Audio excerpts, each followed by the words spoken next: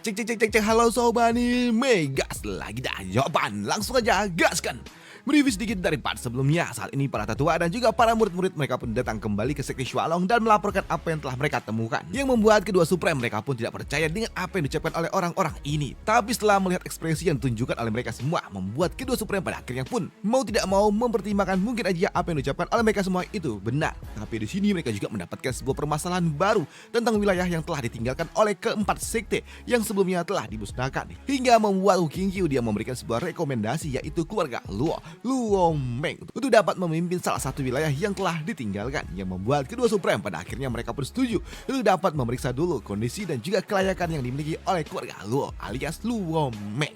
Dan setelah pertemuan itu usai, di sini Wu Qingqiu dan juga yang lainnya mereka pun pergi meninggalkan aula. Dan di sini untuk Wu Qingqiu dia juga mengatakan kalau Luo Meng adalah rumah dari Zhao Fan, dan dengan mengangkat keluarga Luo menjadi salah satu pemimpin wilayah yang ada di wilayah barat, dia yakin arwah dari Zhao Fan pasti setidaknya dapat sedikit lebih tenang, ucap dari Wu Qingqiu. Dan hal itu pun tidak dibantah oleh Yan Mo. Di sini Yan Mo dia mengatakan entah dia tenang ataupun tidak, ya siapa yang tahu. Tapi setidaknya sebagai mantan rival, aku rasa aku sudah berbuat baik untuk dirinya, ucap dari Yan Mo. Di sini Wu Qingqiu dan juga yang lainnya mereka mencoba untuk dapat pergi ke tempat di mana Qin Chen berada untuk dapat memberitahukan kabar kalau keluarga Luo akan menjadi salah satu pimpinan wilayah, dan mungkin aja ini dapat sedikit memberikan kenyamanan untuk Qin Chen, pikir dari Wu Qingqiu. Dan hal itu pun juga dibenarkan oleh Yan Mo. Tapi di sini Yan Mo dia juga bingung kenapa Yelin kau ikut. Kau tahu kan Qin Chen dia nggak suka sama kau, kenapa kau ikut-ikutan, ucap dari Yan Mo. Dan untuk Yelin ia nggak peduli juga, entah dia suka atau tidak, dan kemana aku mau pergi ya suka-suka aku, kenapa jadi urusanmu, ucap dari Yelin.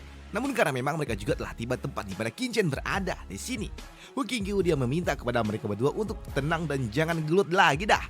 Namun tak lama setelahnya ketika mereka datang dan juga memasuki gerbang di sini, mereka juga cukup ternotis dengan apa yang mereka lihat, kalau ternyata saat ini cuman ada Dan juga Shuirahua, dan untuk Qin Chen dia ada di dalam. Dan ketika Wu Qingqiu dan juga yang lainnya mereka mencoba untuk dapat bertemu dengan Qin Chen di sini, mereka melihat kalau ternyata Qin Chen dia sudah berbeda. Dia berbeda daripada yang sebelumnya. Dia terlihat kosong. Tatapannya sangat-sangat kosong. Dia terlihat seperti gadis es salju, tidak bernyawa, bengong. Ya, cuman bengong-bengong doang.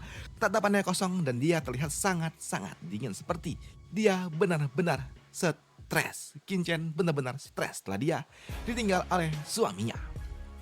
Namun di sudut lainnya, saat ini di hutan tempat di mana para monster-monster berada, di sini Zhao Fan dia pun datang untuk dapat pergi bertemu dengan rekan lamanya. Namun kedatangan dari Zhao Fan ke hutan tempat di mana para monster-monster berada, di sini Zhao Fan dia pun disergap oleh salah satu monster yang datang mencoba untuk dapat menghentikan dirinya. Tapi ketika monster itu pun datang di sini, dia merasakan tekanan yang sangat kuat hingga membuatnya pun langsung tumbang. Padahal Zhao Fan dia tidak menyentuhnya. Di sini semua para monster-monster tingkat tinggi ketika mereka berhadapan dengan Zhao Fan, mereka langsung tumbang. Walaupun memang tidak disentuh sama sekali semua monster. Namun kekacauan yang dilakukan oleh Zhao Fan membuat gagak berkepala 3 yang merupakan hewan spiritual tingkat 9 dia pun datang, dan dia pun bertanya siapa yang beraninya membuat kekacauan di wilayah pegunungan ini, ucap dari monster ini gagak berkepala 3, dan itu adalah Zhao Fan.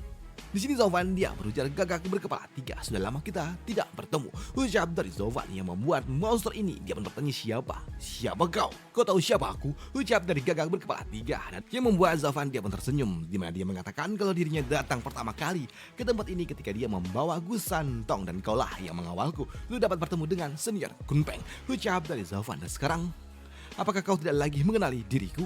Ucap dari Zhao Fan yang membuat gagak ini dia pun turun dan dia pun berujar, ternyata Tuan Zuo, hamba tidak tahu kalau Tuan mengunjungi kami, maafkan sambutan yang buruk ini, ucap dari gagak ini. Di sini gagak ini dia juga mengatakan kalau dirinya sebelumnya hanya mendapatkan sebuah kabar kalau ada manusia yang datang membuat keributan di tempat mereka, jadi dia harus datang, dan sekarang maafkan aku, ucap dari gagak ini. Dan untuk Zhao Fan dia nggak peduli.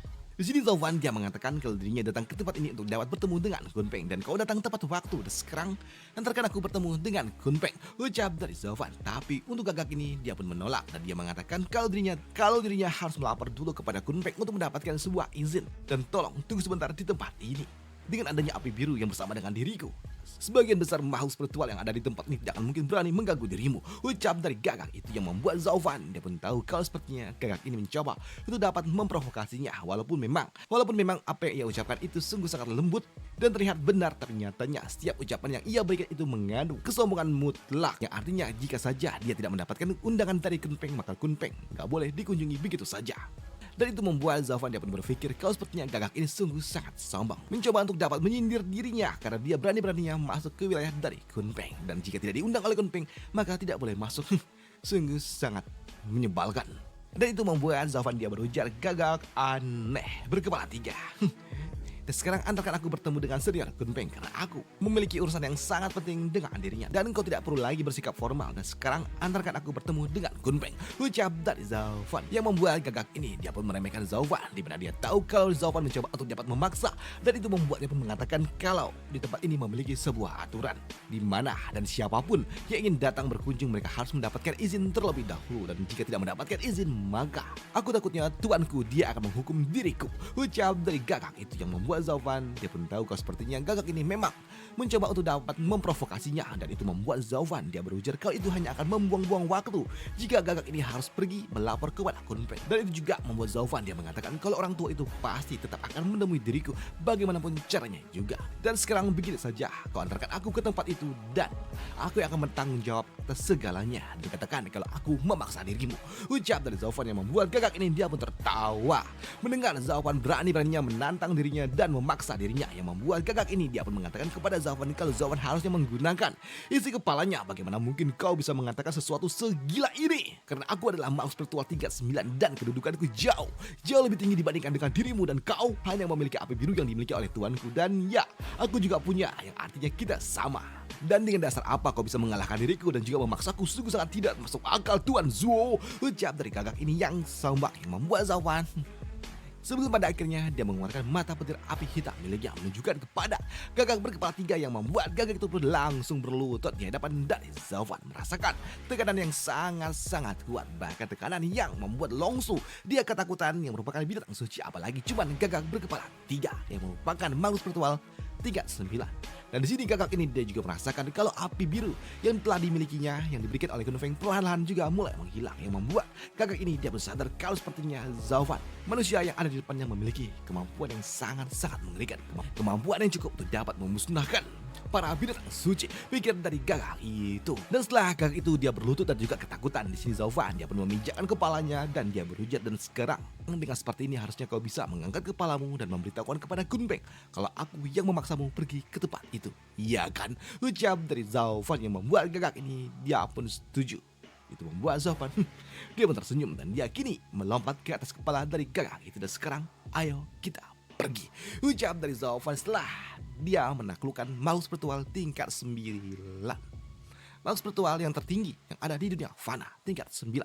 Dan Gagak ini nanti dia bakal bertarung coy sama Raja Pedang tak terkalahkan. Dan itu top, tapi masih lama sih. Mungkin sekitar 1 atau 2 tahun lagi lah. Waduh. Udah, sampai jumpa di video selanjutnya untuk jawaban besok lagi. Bye, thank you. Dan besok Zaufan dia akan bertemu dengan Gu Santong dan juga Kunpeng. Bye.